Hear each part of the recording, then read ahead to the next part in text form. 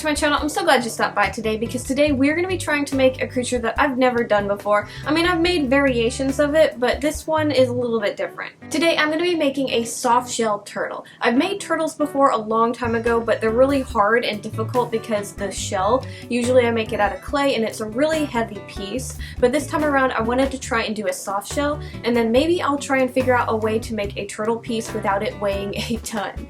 So let's get started.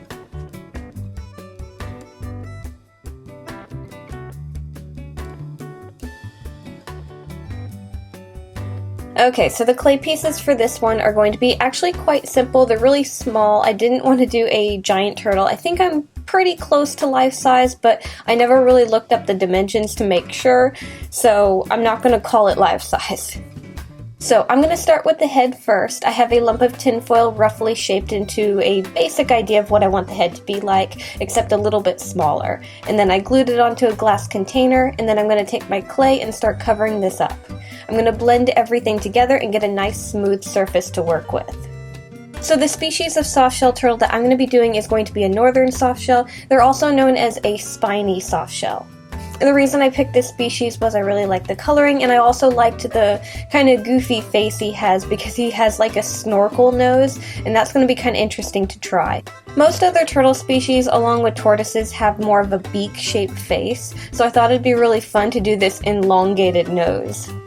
Now with doing his nose, I was concerned with it being a little too thin, so as I was sculpting it, I decided to put a little wire in it to give it a little bit more support. So I added the wire, I covered it up so you wouldn't see it, and then I added some nostril holes at the very tip.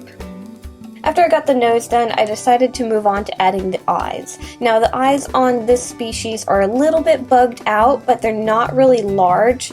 So what I did was I took some balls of clay first, I laid them where I wanted the eyes, and then I took my glass beads that I'm going to use for the eyes and I pushed them on top.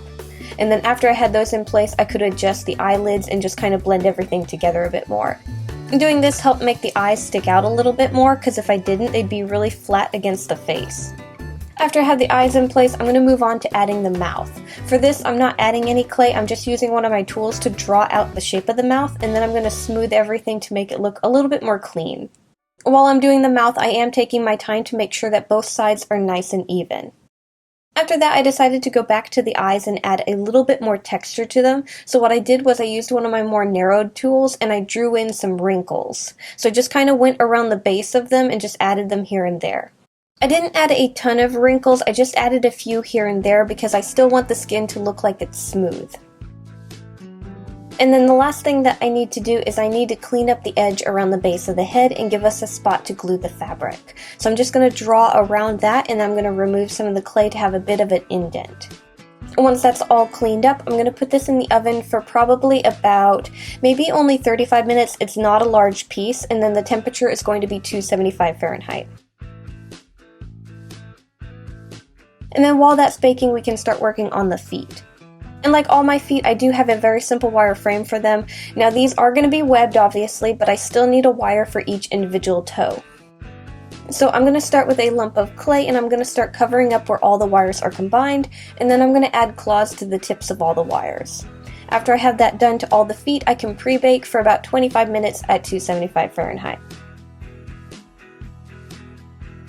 And then once that's out of the oven and is cool, we can start working on the bottoms of the feet. Now the bottoms and the tops are going to be very similar. So since these are webbed, what I'm going to be doing is I'm going to roll out a sheet of clay, and then I'm going to lay my wireframe on top of that and kind of trace around it to get an idea of the shape that I need. Then I'm going to continue cutting that shape out and I'm going to add it to the wireframe. Like I said, this is going to be the bottom of the foot, so I'm going to add it to the wireframe, blend it together, kind of clean it up, and add a little bit of a separation where the wires are so you can kind of see the individual toes in the webbing. After I like the look of it, I'm going to clean up the edge where we're going to connect it to the fabric body, and then I'm going to put it in the oven along with the other feet that we did. I'm only going to be baking them for another 25 minutes at the 275 Fahrenheit, and then once they're out, we can start working on the tops of the feet.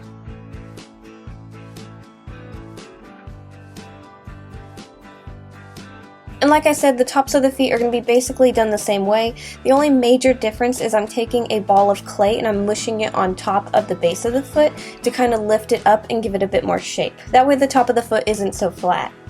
And then I'm going to do the same thing. I'm going to roll out a sheet of clay, trace around my frame, cut that out, and lay it on the frame and blend it in. So I'm just going to take my time and blend the new clay that we're adding to the foot into the old clay that's already baked. So I'm going to clean up all the edges, make sure everything looks like it's one solid thing, and then we're going to put this in the oven for its one final bake along with the other feet for this time probably about 45 minutes at 275 Fahrenheit. And then once all the clay pieces are out of the oven and have cooled to touch, we can start on painting them. Okay, so now we're going to work on the painting. Now the color green that I need to get to is kind of more of a muddy green, kind of on the brownish side. So what I'm going to be doing is I'm going to start by primering them a kind of darker khaki color, and then after that I'm going to slowly change the green tint until I get the color that I'm going for. So I'm going to just kind of keep adjusting it until I like how it looks. And then once we have the color of green that we want, we can start adding details. So the top of the head, I want to add a splotching effect, so I'm going to take more of a yellowish green and I'm going to kind of dot around on the top of it until I like how that looks. So this is just kind of organic and random, it doesn't have any kind of pattern to it.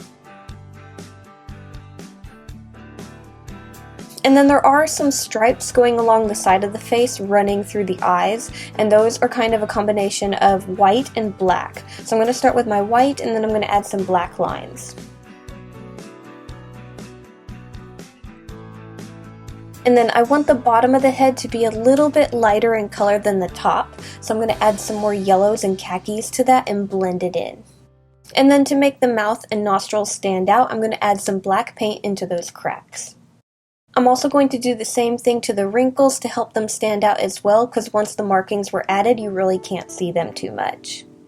Once I like how the paint job looks, I'm going to let it dry a little bit, and then I'm going to take a tool and I'm going to clean up the glass eyes. I'm just going to peel off the paint that we got on it.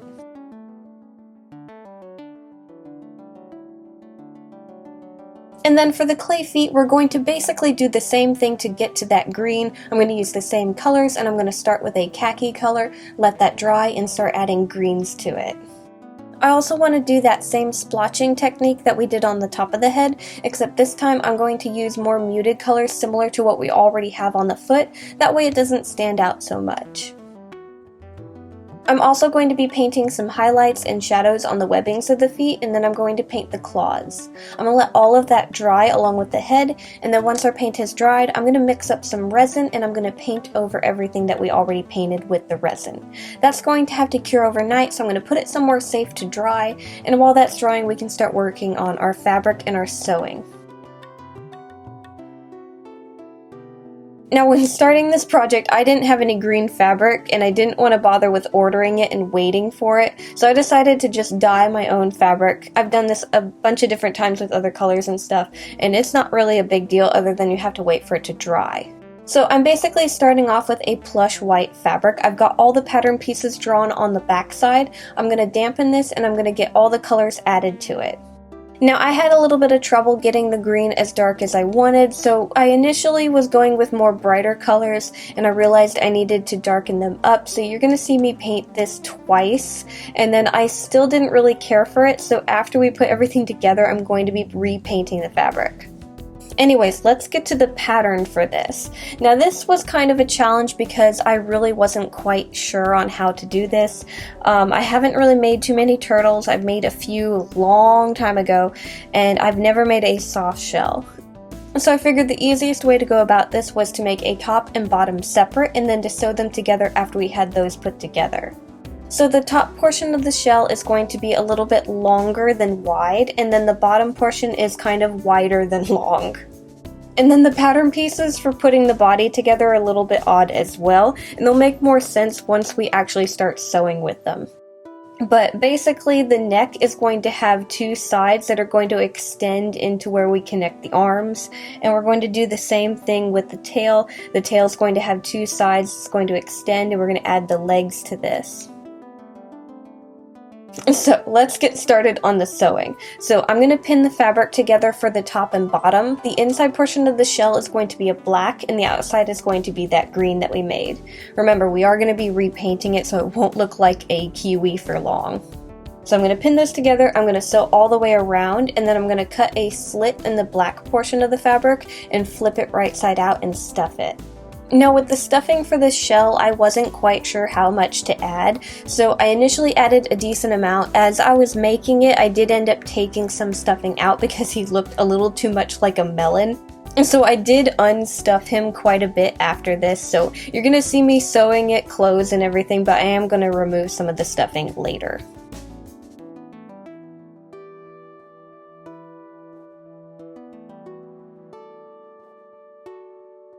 And then I'm going to take the top and bottom pieces and I'm going to sew the sides of them together, kind of like how a normal turtle shell would be connected on the sides.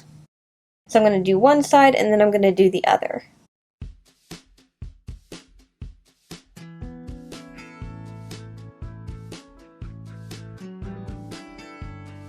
Now once I had the two halves of the shell put together, I figured I could try and shape the shell a little bit more. So I took my needle and thread and I started sewing around it a little bit to make some kind of lip on the sides. Now I am going to actually remove some of these, mainly from the front of the turtle, but I did like how it looked on the back of the turtle. So some of these are going to be removed after we get everything put together. Okay, now we can start moving on to the neck and the legs and everything, and also our clay pieces are done because the fabric that we were dyeing took forever to dry. So I'm going to start with the pieces for the neck, and I'm going to sew these two pieces together on one side halfway down. So I'm going to mark out where I'm going to stop, and I'm going to use my sewing machine to sew that in place.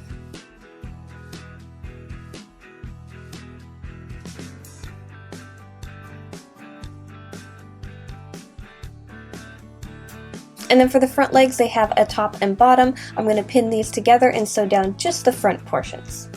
And the back legs are going to be done exactly the same. They have a top and bottom, and we're going to sew down just the fronts.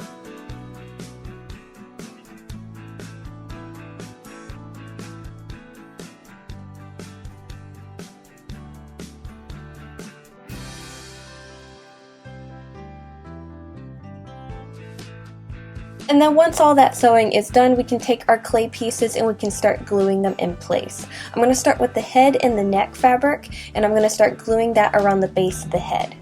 And then I'm going to take my clay legs and I'm going to glue the fabric for the legs around the wrists and ankles of the feet. All of this is going to have to dry a little bit, and then we can close up the back of the legs and stuff them, and we can also close up the bottom of the neck and stuff that as well.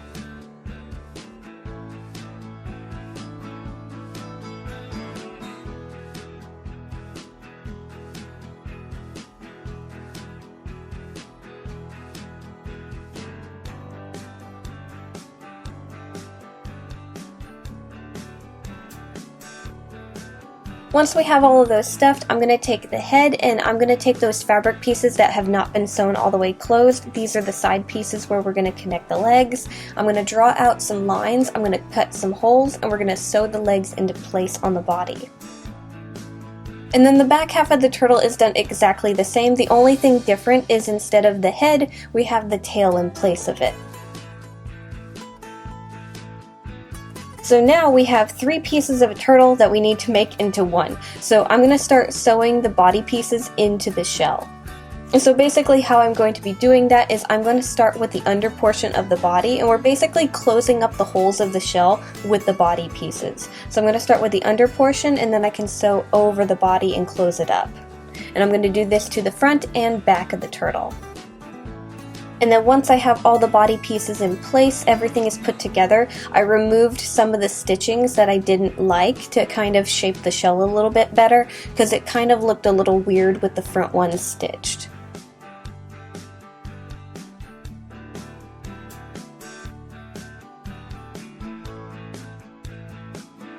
Now what we need to do, since we have everything together, is we need to get the fabric to match the color of the clay. So I'm going to start painting the fabric to adjust the color because it's way too light. So I'm just going to keep adding greens like we did when we painted the clay pieces until we get to the colors that we like. So I'm going to use exactly the same greens that I used on the clay pieces and try and get as close to it as I can. Now this still took me forever to get to where I liked the green, but I finally was there and it started matching the clay pieces.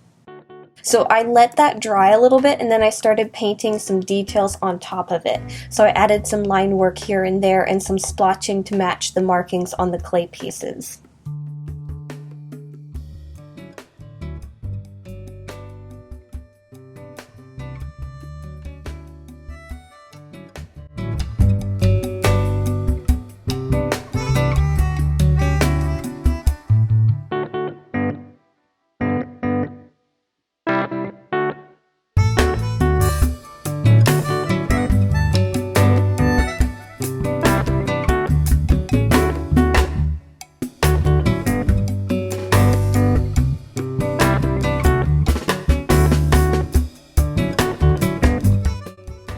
Okay guys, and that's how I made a soft shell turtle. I had a lot of fun. I learned a lot of things by making the turtle with a soft shell. It was kind of difficult, but I enjoyed doing it, and hopefully I can try and mess around with doing turtles more in the future. Anyways, I'm going to have him along with a bunch of other creatures in my Etsy shop, so if you guys want to buy anything, check the links down below. Thank you guys so much for watching. Make sure to like, subscribe, do all that fun stuff, and I'll see you guys next time.